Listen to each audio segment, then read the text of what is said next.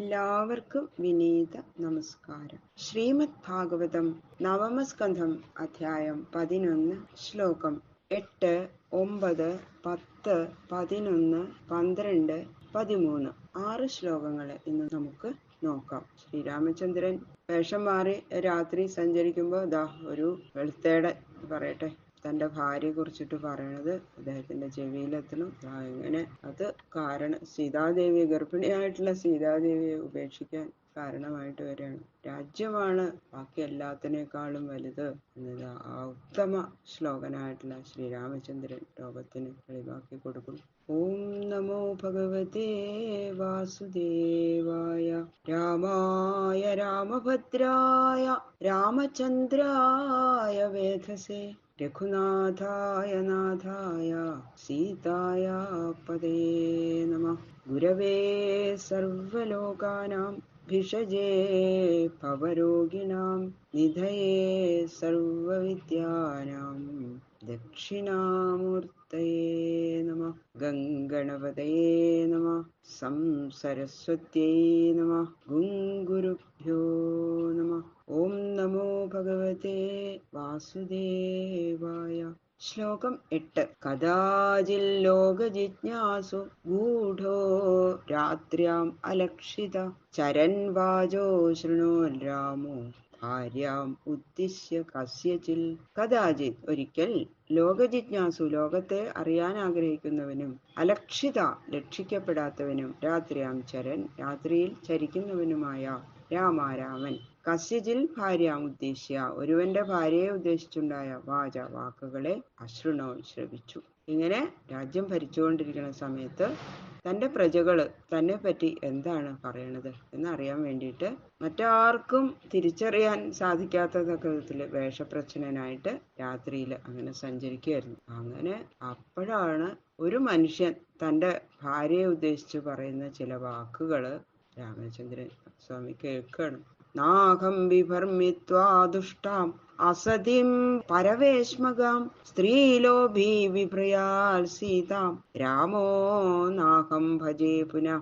ദുഷ്ടാം ദുഷിച്ചവളും, അസതിം പാതിവ്രത്യമില്ലാത്തവളും, പരവേശ്മകാം പരന്റെ ഗൃഹത്തിൽ പ്രവേശിച്ചവളുമായ ത്വാം നിന്നെ, അഹം ഞാൻ, ന വിഭർമി ഭരിക്കുന്നില്ല, സ്ത്രീലോഭി രാമ സ്ത്രീയിൽ ലോഭിയായ രാമൻ, സീതാം സീതയെ വിഭ്രയാൽ ഭരിക്കും, അഹം ന പുനഃഭജേ ഞാൻ രണ്ടാമത് ഭജിക്കുകയില്ല. ആ മനുഷ്യൻ പറയുന്ന വാക്കുകള് അന്യപുരുഷന്റെ ഗൃഹത്തിൽ പോയിട്ട് പാതിവ്രതത്തിന് ഭംഗം വരുത്തി അവിടെ പോയി താമസിച്ചിട്ട് ദുഷ്ടയായ നിന്നെ ഞാൻ സ്വീകരിക്കില്ല, നിന്നെ ഇവിടെ കയറ്റാനും ഞാൻ ഭാവല്ല.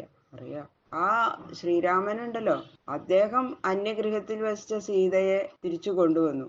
അങ്ങനെ ദുഷിച്ച നിന്നെ ഞാൻ സ്വീകരിക്കില്ല, ശ്രീരാമൻ സ്വീകരിച്ചതുപോലെ ഞാൻ നിന്നെ സ്വീകരിക്കില്ല എന്നിങ്ങനെ ഉറക്ക പറയണ്, ചീത്ത പറയണ് ഭാര്യ. അതിങ്ങനെ കേട്ടു ശ്രീരാമചന്ദ്രൻ. ഉള്ളു കുത്തിയ മുതലുള്ള ഒരു വേദന ആ ചെവിയിൽ ഇതങ്ങോട്ട് വന്ന് അഴച്ചപ്പോ അദ്ദേഹത്തിന് വല്ലാത്ത ദുഃഖം തോന്നി തിരിച്ചു പോരാണ്. ഇതി ലോകാൽ ബഹുമുഖാൽ ദുരാരാധ്യാദ സംവിദ പത്യാഭീതേന സാ ത്യക്ത്വാ പ്രാപ്ത പ്രാചേതസാശ്രമം. ഇതി ബഹുമുഖാൽ ഇപ്രകാരം ബഹുമുഖത്തോടുകൂടിയും, ദുരാരാധ്യാൽ ആരാധിക്കപ്പെടാൻ കഴിയാത്തതും, അസംവിധ അറിവില്ലാത്തവളുമായ ലോകാൽ ലോകത്തിൽ നിന്ന്, ഭീതേന പത്യ ഭീതനായ പതിയാൽ, ത്യക്ത്വാ സാ ത്യജിക്കപ്പെട്ട അവൾ, പ്രാചേതസാശ്രമം പ്രാചേതസിന്റെ ആശ്രമത്തെ പ്രാപിച്ചു. ഇങ്ങനെ ഇതൊക്കെ പലരും പറയണത് ലോക സ്വഭാവമാണ് അല്ലെ. അവരെയൊക്കെ പരമാർത്ഥം പറഞ്ഞ് ധരിപ്പിക്കാൻ സാധിക്കില്ല. എത്ര പറഞ്ഞാലും അവർക്ക് പരമാർത്ഥം മനസ്സിലാവില്ല. ഇത് ലോക സമ്പ്രദായമാണ് എന്ന് ശ്രീരാമചന്ദ്രസ്വാമിക്ക് നല്ലോണം അറിയാം. പക്ഷേ ആ അപവാദത്തിൽ നിന്നും ഭയപ്പെട്ട രാമചന്ദ്രൻ ഇങ്ങനെ ഒരു അപവാദം കേട്ടിരിക്കാൻ വയ്യ എന്ന് വിചാരിച്ചിട്ട് ശ്രീരാമചന്ദ്രൻ ഗർഭിണിയായിട്ടുള്ള ആ സീതയെ ഉപേക്ഷിച്ചു കാട്ടിൽ കൊണ്ടുപോയി വിടുകയാണ് ചെയ്തത് അല്ലെ. ലക്ഷ്മണനോട് പറഞ്ഞ് സീതാദേവിയെ, വാൽമീകി മഹർഷി ഇതറിഞ്ഞ സീതാദേവിയുടെ ദുഃഖം കണ്ട് ആശ്രമത്തിൽ പ്രവേശിപ്പിച്ചു. ലോകാപവാദാൽ ഭയം എന്നുള്ള ആ സൽപുരുഷ ലക്ഷണത്തെ, അതാണ് എല്ലാത്തിനേക്കാളും വലുത്. അപവാദം കേൾക്കണത് ഒട്ടും സഹിക്കാൻ വയ്യ. തന്റെ പ്രവൃത്തി കൊണ്ട് മഹാരാജാവ് തന്റെ പ്രവൃത്തികളെ ധരിപ്പിക്കുകയാണ്.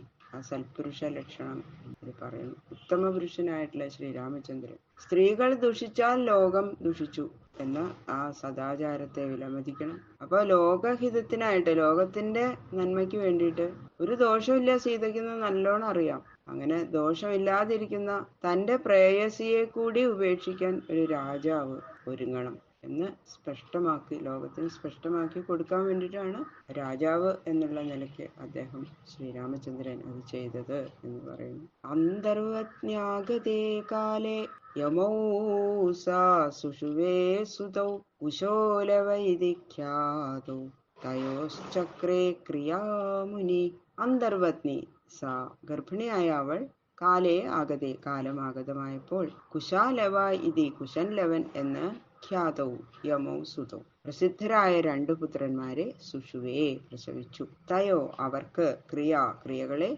മുനി ചക്രെ മുനി ചെയ്തു. ഗർഭിണിയായിരുന്ന സീതാദേവി ആ വാൽമീകി മഹർഷിയുടെ മകളായി തന്നെ ആശ്രമത്തിൽ അങ്ങനെ കഴിഞ്ഞു. പ്രസവകാലമായപ്പോ രണ്ട് പുത്രന്മാരെ ഇരട്ട പ്രസവിച്ചു. കുശൻ ലവൻ എന്ന നാമധേയങ്ങളാൽ അവര് ലോകത്തില് കീർത്തിപ്പെട്ടവരായി എന്ന് പറയും. ആ പുത്രന്മാരുടെ ജാതകർമ്മങ്ങളൊക്കെ ശരിക്കും ചെയ്യേണ്ടത് അച്ഛനാണ്, അല്ലെ? ശ്രീരാമചന്ദ്രനാണ് ചെയ്യേണ്ടത്. അത് വാൽമീകി മുനി ചെയ്തു. അംഗദചിത്രകേതുശ്ച ലക്ഷ്മണസ്യാത്മജൗ സ്മൃതൗ തക്ഷ പുഷ്കലൈത്യാസ്താം ഭരതസ്യ മഹീപദേ സുബാഹുശ്രുതസേനശ്ച ശത്രുഘ്നസ്യ ബഭൂവതു.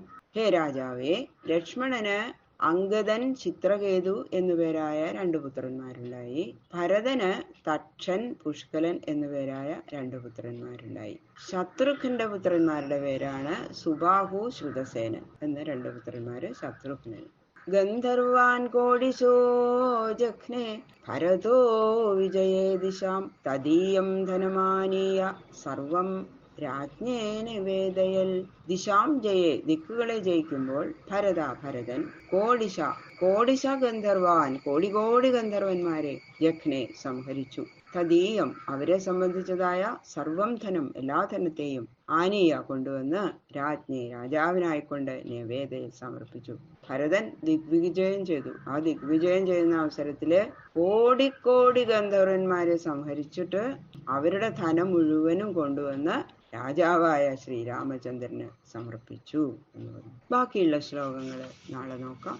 സർവത്ര ഗോവിന്ദ നാമ സങ്കീർത്തനം. ഗോവിന്ദ ഗോവിന്ദ.